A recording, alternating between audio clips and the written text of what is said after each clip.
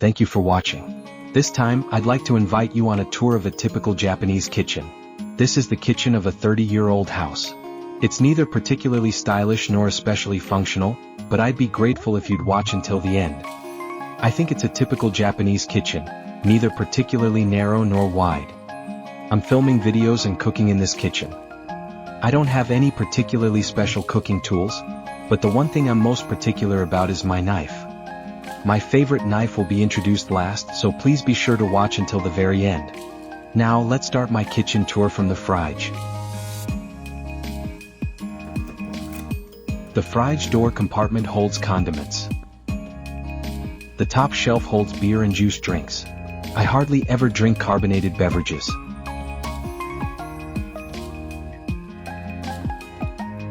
Below that are cheese and jam. This is Korean sundubu jjigae. Just heat it up in the microwave and you can enjoy delicious Korean food. The third layer contains tofu and the pickled fish salad I introduced in a previous video. The door below is the freezer. These are stick ice creams, they're cheap and delicious. I eat them every day even in winter. The bottom door is the vegetable compartment. Today it's almost empty. In Japan we go shopping every day so the fridge tends to be less full. I forgot about the other freezer. This freezer holds frozen foods like pizza, steamed buns and okonomiyaki. Items you can heat up in the microwave or oven and eat right away. This is sliced pork. In Japan both beef and pork are often used sliced. Both of these are frozen okonomiyaki. They're perfect for late night snacks so I always keep them on hand. This is a pork bun. Fluffy dough encases minced pork filling. It's perfect for late night snacks and an essential breakfast on busy mornings. This is frozen udon noodles. It comes with soup included so you can have it ready to eat in just 3 minutes. Next to the refrigerator is the dish cabinet.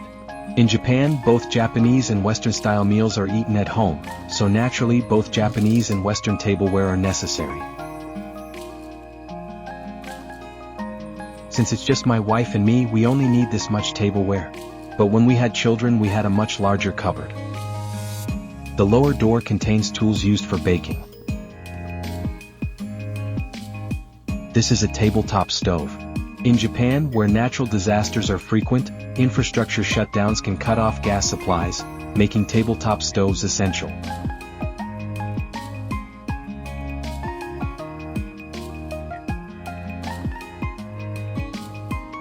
Next to the cupboard I keep the rice, microwave and toaster etc. This is instant miso ramen. One bag contains 5 servings. You can buy it for about $2. The top shelf holds rarely used containers like Tupperware. We have 3 cats at home, and this is their treat tool. If you have a cat, I highly recommend this treat. Next to the snacks are the breads. Sliced bread and rolls.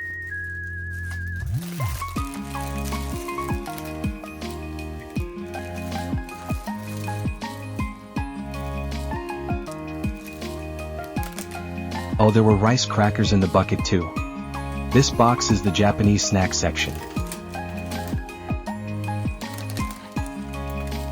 Soy sauce and sesame flavored rice crackers. Pie-based sweets. Soy sauce flavored rice crackers. Assorted shrimp flavored rice crackers. Once again, shrimp flavored rice crackers. Finally, a bean snack. The reason I eat a lot of rice crackers is not just because I like them, but also because they're low in oil and sugar so I feel less guilty. Under the snacks I keep rice in a microwave. Below that I have a toaster and a rice cooker.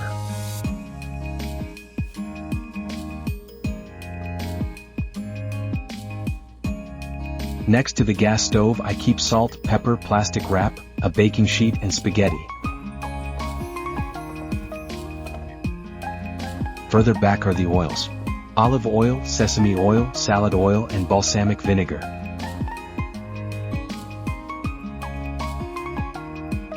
And here is the fish grill, a staple in every Japanese kitchen. I've included a link in the description box to a video introducing it.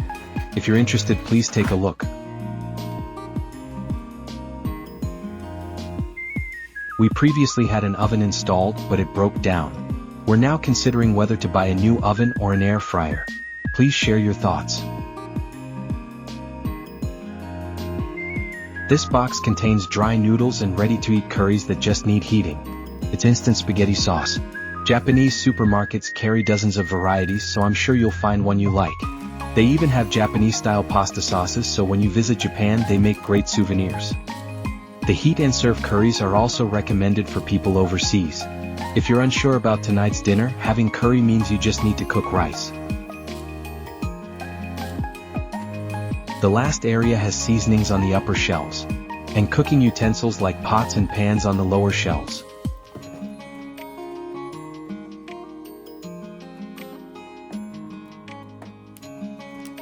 This contains chili peppers, sesame seeds, bouillon, and other ingredients. This is Japan's version of mac and cheese. In Japan, it's generally called macaroni gratin, and most people won't understand if you say mac and cheese.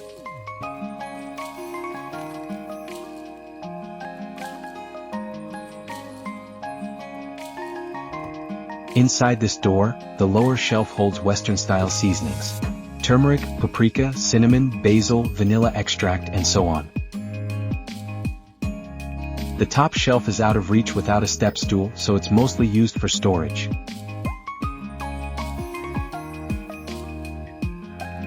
This box contains a home-use takoyaki maker. I'd like to feature it on my channel someday. If you'd like to see a takoyaki video, please leave a comment. If I get a lot of comments, I'll hurry up and make a video to show you. The top drawer holds chopsticks, knives, forks, and other utensils. Since we eat both Japanese and Western-style meals at home, we need both chopsticks and forks. The second tier holds tea bags, food storage bags, and similar items. The third tier is cluttered with beaters, rubber spatulas, and all sorts of other things crammed in. If you know a neat way to organize it, please let me know. The bottom drawer holds coffee, sugar, salt, and so on. Under the sink are pots, knives, bowls, colanders, and so on.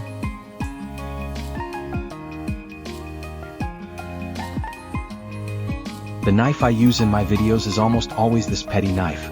When it comes to kitchen knives, I believe smaller sizes can handle larger tasks. Unless you're dealing with exceptionally large cuts of meat or vegetables, this petty knife is perfectly sufficient. I've been using this knife for over 30 years. A good knife with proper care can last a lifetime. Later on, I'll compare it to a brand new petty knife, so stay tuned. This is a chef's knife. It's a versatile utility knife. Its weight allows you to cut with less effort. I explain its sharpness in this video too, so I'll post the link in the description.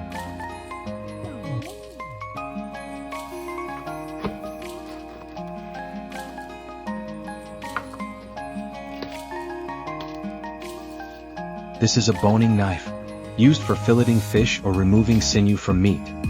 The Misono stamp is the manufacturer's name. Below that is a Swedish steel stamp, a type of steel characterized by low impurities and high quality. This is also a Misono petty knife made with Swedish steel. It's the second generation of the petty knife I currently use as my main knife.